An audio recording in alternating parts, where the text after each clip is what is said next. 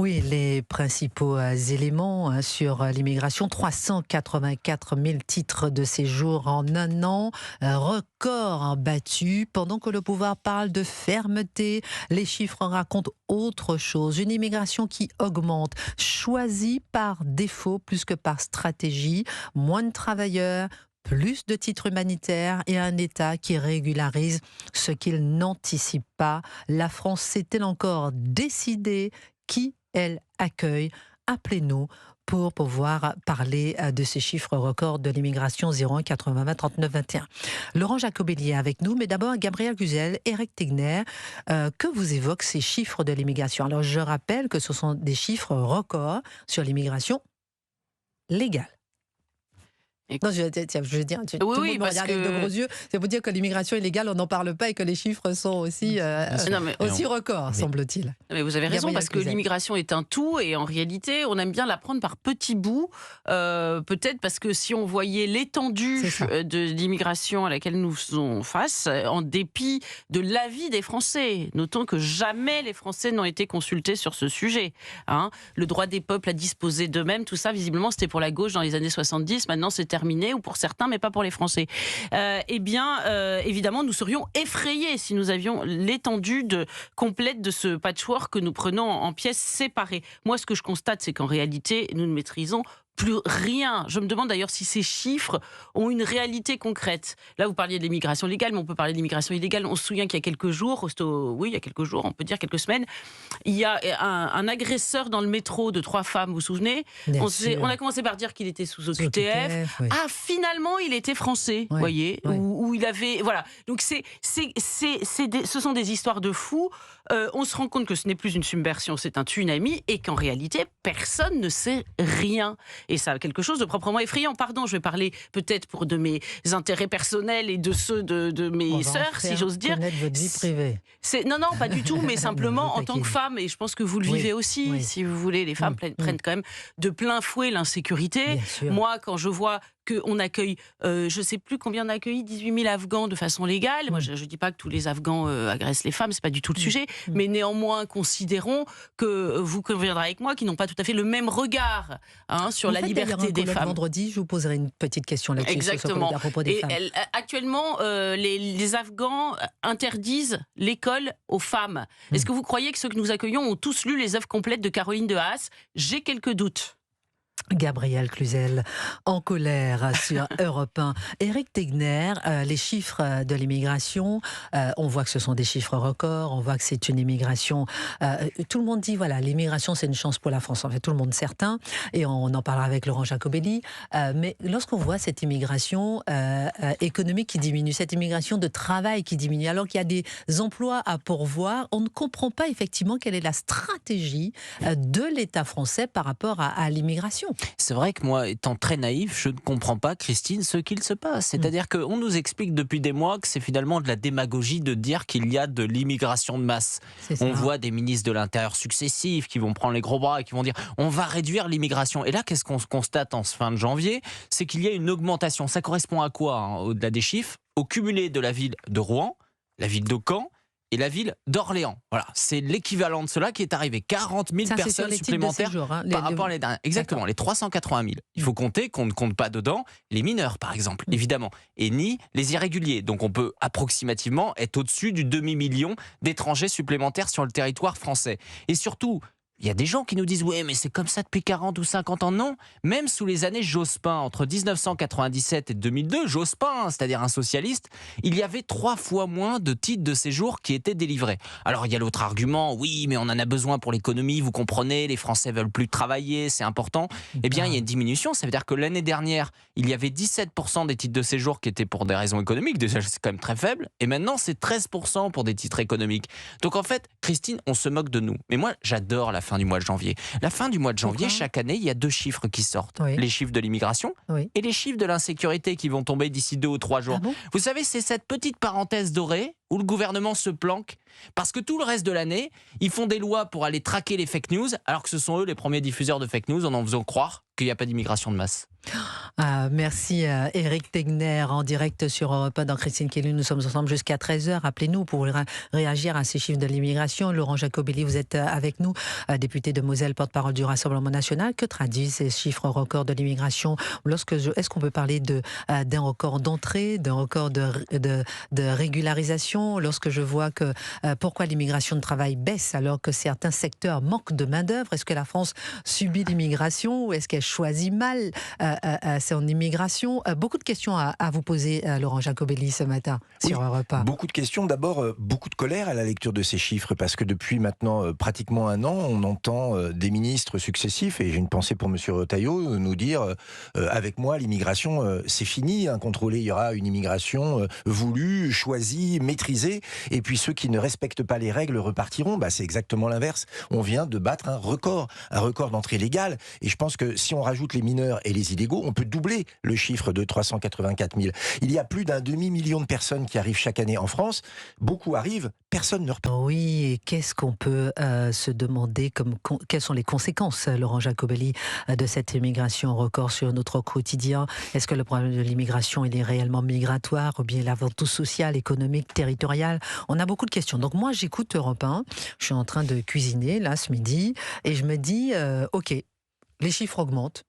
Chaque année, on nous dit que les chiffres augmentent. Chaque année, on nous dit que c'est un record. Pour autant, ça ne change rien dans ma casserole ce matin. Dans la casserole, je ne sais pas, mais ça change la vie quotidienne. L'immigration aujourd'hui, incontrôlée, la vague submersive que nous subissons, elle a un impact concret pour les Français. C'est un surcoût de 41 milliards par an dans le budget de la France. Au moment où on demande aux Français de faire des économies, il y a 41 milliards qui vont aller pour les migrants. Et c'est d'ailleurs marqué dans les chiffres, puisque 90% ne viennent pas pour travailler. Ce qui veut dire qu'ils vont vivre au crochet de la société. Et ce sont tous les auditeurs qui nous écoutent aujourd'hui qui, à travers leurs impôts, vont payer leur logement, leurs soins, etc. L'immigration, c'est plus d'insécurité.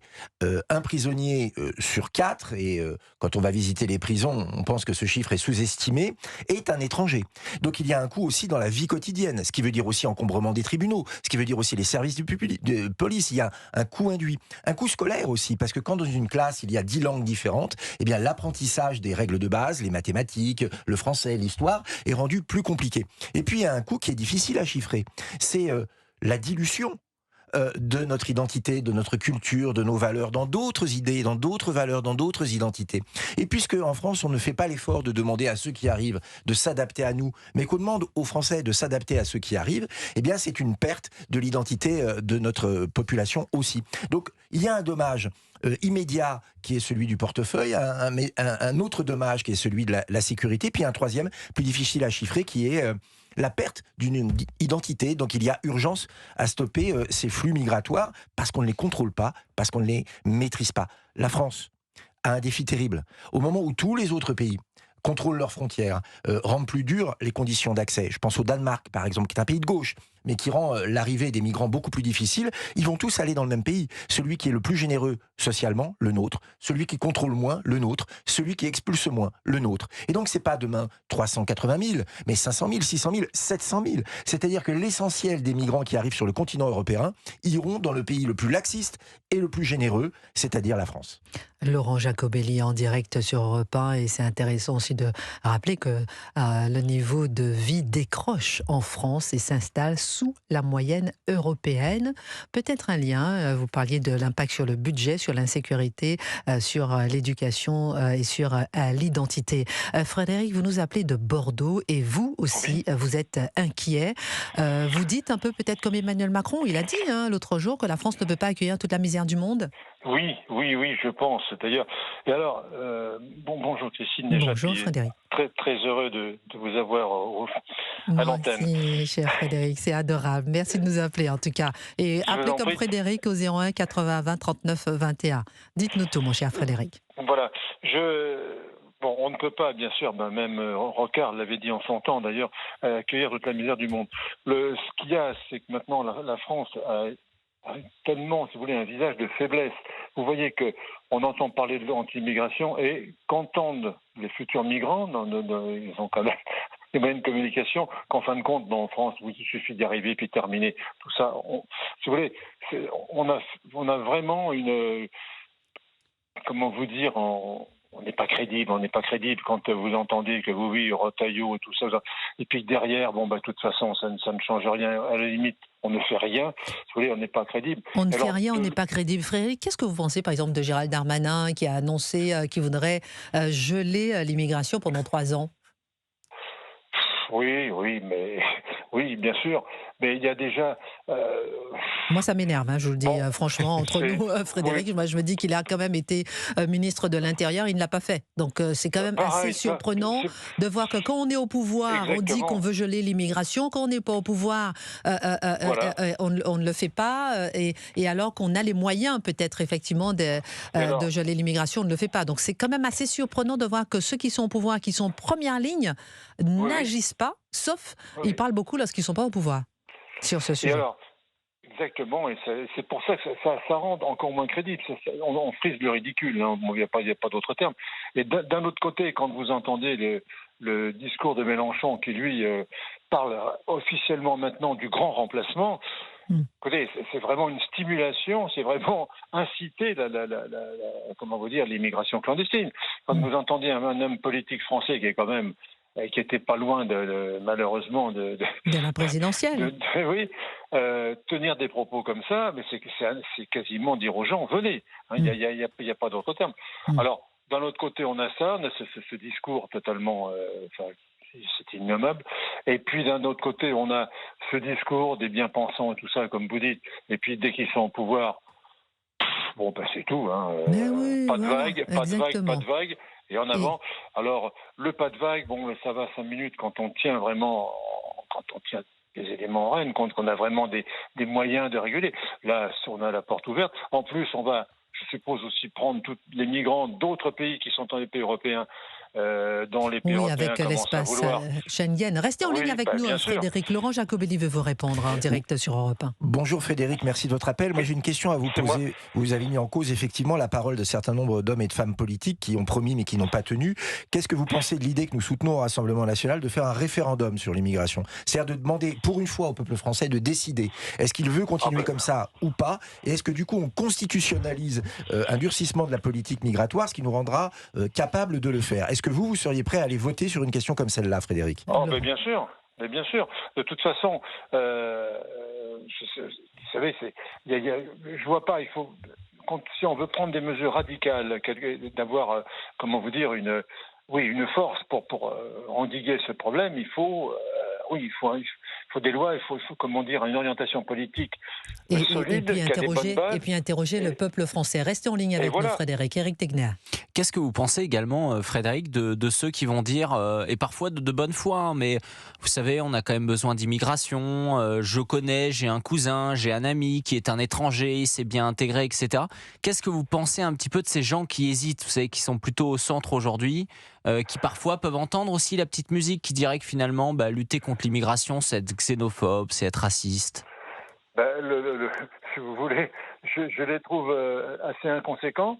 Je pense que ce sont des gens qui, globalement, tiennent ce raisonnement parce que, c'est un peu la politique de l'autruche, on ne veut pas voir. Et je trouve ça assez malsain parce que le travail, ce sont des gens, malheureusement, qui sont, pour la grande majorité, sans aucune formation professionnelle, sans rien.